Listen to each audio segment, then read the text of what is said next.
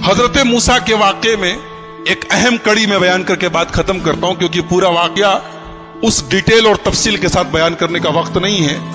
حضرت موسیٰ ایک مرتبہ تقریر کر رہے تھے، دوران تقریر ایک آدمی کھڑا ہوا، کہا کہ اے موسیٰ کیا آپ سے بڑا کوئی عالم ہے؟ موسیٰ علیہ السلام نے کہا نہیں، مجھ سے بڑا کوئی عالم نہیں، اس وقت دنیا میں سب سے بڑا عالم میں ہوں۔ اور حقیقت میں موسیٰ علیہ السلام سب سے بڑے عالم تھے، مگر اللہ تعالیٰ کو موسیٰ کی یہ بات پسند نہیں ہے۔ یہ عالم کی شان نہیں ہے کہ سب سے بڑا اپنے آپ کو سمجھے۔ موسیٰ علیہ السلام کا یہ جملہ اللہ کو پسند نہیں آیا۔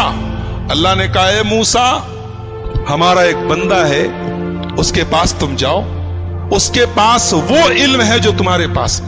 موسیٰ علیہ السلام نے کہا اچھا، اس کے پاس وہ علم ہے جو میرے پاس نہیں ہے، ٹھیک ہے میں جاتا ہوں اس کے پاس، سیکھتا ہوں اس سے۔ کہاں ملے گا وہ؟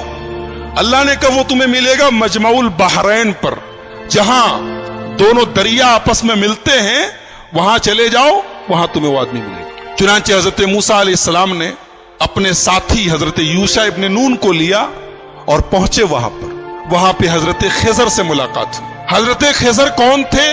صحیح بات یہ ہے کہ یہ اللہ کے نبی تھے، اور اللہ تعالیٰ نے ان کو ایک مخصوص علم دیا تھا کہ جب کوئی انسیڈنٹ ہوتا تھا، کوئی واقعہ ہوتا تھا، تو اس واقعے کے پیچھے کیا ہونے والا ہے، اس کا انجام کیا ہونے والا ہے، وہ بھی اللہ ان کو بتا دیتا تھا۔ تو جب حضرت موسیٰ پہنچے ان کے پاس تو بڑے ادب سے کہا کہ حضرت میں آپ کے پاس آیا ہوں، آپ سے کچھ سیکھنا چاہتا ہوں، کہ آپ مجھے اجازت دیتے ہیں میں آپ کے ساتھ تھوڑا وقت گزار سکتا ہوں؟ حضرت خضر نے کہا کہ دیکھو میرے ساتھ تم وقت گزار نہیں پاؤ گے، اس لیے کہ میں بہت سا کام ایسا کروں گا جو تمہیں سمجھ میں نہیں آئے گا، اور تمہیں سمجھ میں نہیں آئے گا تم پوچھو گے، تم برداشت نہیں کرو گے، پوچھو گے، اور میرے ساتھ تم کوئی بات پوچھو گے تو میں تمہیں اپنے ساتھ رکھ نہیں سکتا۔ حضرت موسیٰ نے کہا گھبرائیے نہیں، میں کچھ پوچھوں گا نہیں آپ سے، آپ اپنا کام کیجئے، میں بس دیکھتا رہوں گا چپ چاپ۔ کہا ٹھیک ہے چلو۔ دونوں چلے، دریا میں کشتی جا رہی تھی، دونوں کشتی پر بیٹھے۔ کشتی پر جیسے بیٹھے حضرت خضر نے ہتھوڑی نکالی اور تختی کا ایک تختہ توڑ کے نکالنے لگے۔ حضرت موسیٰ نے کہا کیا کر رہے ہیں آپ؟ ارے کشتی ڈوب جائے گی، سب مر جائیں گے، سب کو ڈبونا ہے کیا؟ کہا میں بولا تھا کہ تم صبر نہیں کر پاؤ گے، تم برداشت نہیں کر پاؤ گے، بولو گے ضرور۔ کہا کہ اچھا معاف کیجئے میں بھول گیا تھا، اب کچھ نہیں پوچھوں گا، اب آپ جو کرنا ہو کیجئے، میں کچھ پوچھوں گا نہیں۔ اور آگے بڑھے، کشتی سے اترے، ایک گاؤں میں پہنچے۔ گاؤں میں 15 سال کا 16 سال کا ایک لڑکا تھا، اچھا خاصا ٹہل رہا تھا۔ اس کو حضرت خضر نے پکڑا، اس کی گردن گما دی، مر گیا، وہیں پہ مر گیا۔ کہا رے اقتلت نفسا زکیۃ بغیر نفس، ایک معصوم بچے کو مار ڈالا آپ نے؟ قال الم اقل لک انک لن تستطیع معی صبرا، کہا کہ میں جانتا تھا تم صبر نہیں کر پاؤ گے میرے ساتھ، تم برداشت نہیں کر پاؤ گے۔ کہا اچھا معاف کیجیے، اب آخری چانس دے دیجیے، اب اگر میں کچھ پوچھوں گا آپ مجھے چھوڑ دیجئے، آپ اپنے راستے میں اپنے راستے۔ کہا ٹھیک ہے۔ آگے پہنچے، ایک گاؤں میں گئے، ایک بستی میں گئے، دونوں بھوکے پیاسے تھے۔ جب بستی میں پہنچے تو وہ بستی جو تھی وہ کنجوسوں کی، بخیلوں کی بستی تھی۔ یہ دونوں پہنچے، بولے ہمیں بھوک لگی ہے، کچھ کھانے کو ملے گا کیا؟ تو بستی والوں نے کہا کہ تمہارے باپ کا مال ہے، کہ چلے آئے اور ہم تم لوگوں کو کھانے پینے کو دیں گے، چلو جاؤ یہاں سے۔ بھگا دیا ان لوگوں نے۔ یعنی ایک نمبر کے بخیل اور کنجوس تھے، دونوں کو ایک آدمی کھانا کھلانے کو تیار نہیں۔ دونوں بیچارے بھوکے پیاسے تھکے ہارے گاؤں کے ایک مکان کی دیوار کے پاس بیٹھے تھے۔ اچانک دیوار گرنے لگی، حضرت خضر کھڑے ہوئے اور اللہ نے ان کو ایک مخصوص طاقت دی تھی، دیوار گر رہی تھی، انہوں نے کھڑے ہو کے دیوار کو سیدھا کر دیا۔ حالانکہ وہ اکیلے ایک آدمی کے بس کی چیز نہیں تھی، لیکن اللہ نے ان کو پاور دیا تھا، انہوں نے کھڑے ہو کے دیوار ٹھیک کر دی۔ موسیٰ علیہ السلام جلالی پیغمبر تھے، پہلے ہی غصے میں تھے، ان لوگوں نے کھانا اور پانی تک نہیں پوچھا تھا، مہمان نوازی نہیں کی تھی۔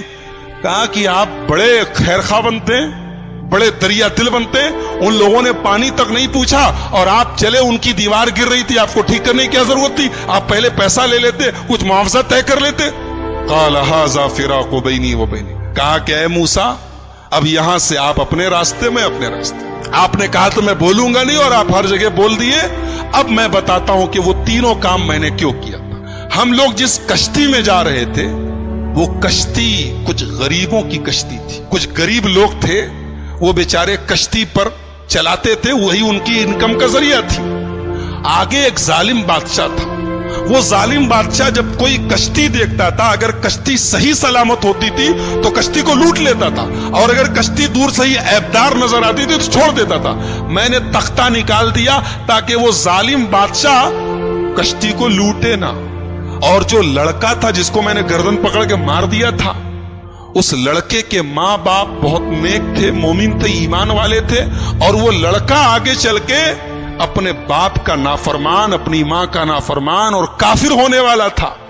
تو میں نے اللہ کے حکم سے اس کو ختم کر دیا، اور اللہ اس بچے کے بدلے ان کو ایک نیک بچہ دے گا جو ان کی آگے چل کے ایمان والا بنے گا اور ان کی خدمت کرے گا۔ اور جو دیوار میں نے ٹھیک کر دی تھی، وہ دراصل جس مکان کی دیوار تھی وہ مکان 2 یتیم بچوں کا تھا۔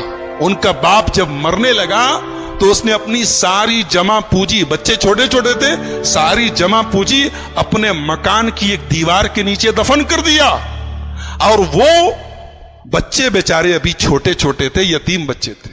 اگر دیوار گر جاتی تو وہ بستی جو تھی، گاؤں والے 1 نمبر کے حریص اور لالچی اور بخیل لوگ تھے، ہمیں ایک گلاس پانی تک نہیں پوچھا، وہ دیوار کے نیچے کا سارا خزانہ لوٹ لیتے اور وہ بیچارے یتیم بچوں کا حق مارا جاتا۔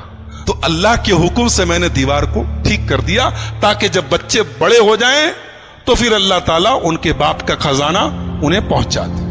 اور اللہ نے ایسا کیوں کیا؟ اس لیے کہ ان دونوں بچوں کا جو باپ تھا وہ بہت نیک تھا۔ نیک باپ کی اولاد پریشانی میں پڑے یہ اللہ تعالیٰ نے پسند نہیں کیا۔ اگر باپ نیک ہے تو اولاد کی اللہ مدد کرتا ہے۔ ایک نقطہ یہ ملا کہ اگر آدمی نیک ہو تو اس کے مرنے کے بعد بھی اس کی اولاد کو فائدہ پہنچتا ہے، یہ اس آیت سے پتا چلا۔ بہرحال یہ حضرت خضر کا واقعہ تھا، حضرت موسیٰ کا واقعہ قرآن کریم کے 15ویں پارے کے لاسٹ میں اور 16ویں کے شروع میں یہ واقعہ بیان کیا گیا ہے۔ موسیٰ علیہ السلام کی جو قوم تھی، اللہ نے بہت انعام ان کے اوپر کیا۔ ان کے اوپر آسمان سے کھانا اترتا تھا، ان کو بھوک لگتی تھی، کھانا اترتا، من و سلوا۔ پانی کی ضرورت پڑی، موسیٰ علیہ السلام نے لاٹھی کو زمین پہ مارا، زمین سے چشمہ بہنے لگا۔ ان کو دھوپ بہت تیز لگی، آسمان میں بادل کا سایہ آ گیا۔ لیکن جتنی اللہ نے ان کو سہولت دی، آرام دیا، اتنی ہی یہ قوم نافرمان ہو گئی۔ جب فلسطین قریب آ گیا تو موسیٰ علیہ السلام نے اپنے ساتھیوں سے کہا، بنی اسرائیل سے، کہ چلو ہم فلسطین میں چلیں، اور وہاں پہ ایک ظالم لوگوں کی حکومت ہے، عمالقہ کی حکومت ہے، ہم ان سے جہاد کریں، ان سے لڑیں۔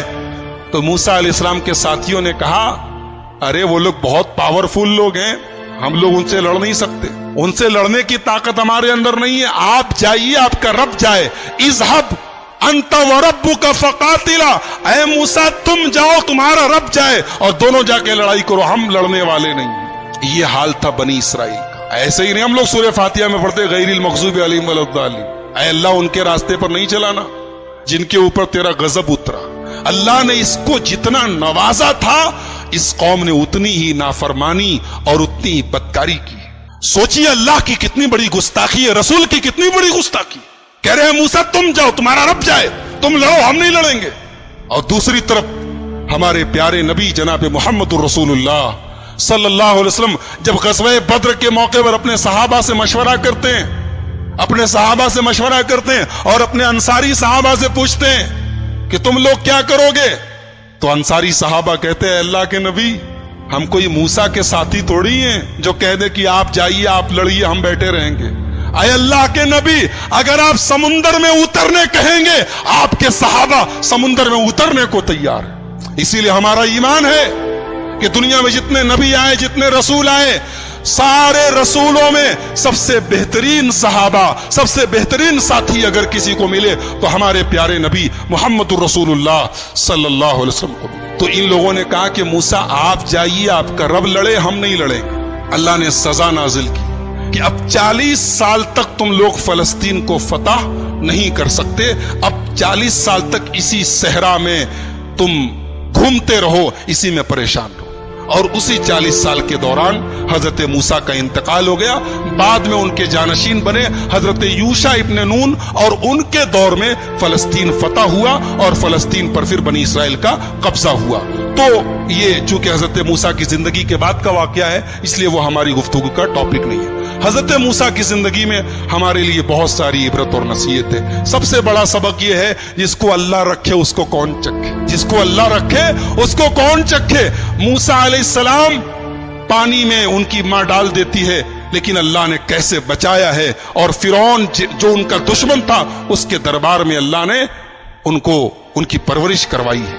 اور پھر اللہ نے اس موقع پر جب موسیٰ کی پوری قوم, موسیٰ علیہ السلام کی پوری قوم کہتی ہے کہ ہم پکڑ لیے جائیں گے, گرفتار ہو جائیں گے, لیکن حضرت موسیٰ نے اللہ کی ذات پر ایسا بھروسہ اور یقین رکھا کہ اللہ نے ان کے بھروسے کی لاج رکھی اور سمندر کے اندر, دریا کے اندر راستہ بنا دیا. تو میرے بھائیوں, بہت سارے سبق ہیں, بہت ساری عبرتیں ہیں, نصیحتیں ہیں. آئیے ہم اللہ سے دعا کریں اللہ تعالیٰ اس جلیل القدر پیغمبر کی سیرت کو ہم سب کو سمجھنے کی اور اس سے جو عبرتیں نصیحتیں حاصل ہو رہی ہیں انہیں اپنانے کی توفیق عطا فرمائے. رب العالمین ہمیں نبیوں کے واقعات کو پڑھنے اور سننے کی توفیق عطا فرمائے. رب العالمین ہماری اصلاح فرمائے. رب العالمین آج کے ہمارے جمع ہونے کو قبول فرمائے. کہنے اور سننے سے زیادہ عمل کی توفیق عطا فرمائے. جب تک ہم دنیا میں زندہ رہیں اسلام پر زندہ رہیں اور خاتمہ ہمارا ایمان پر ہو. آمین. وآخر دعوانا الحمد للہ رب العالمین. والسلام علیکم.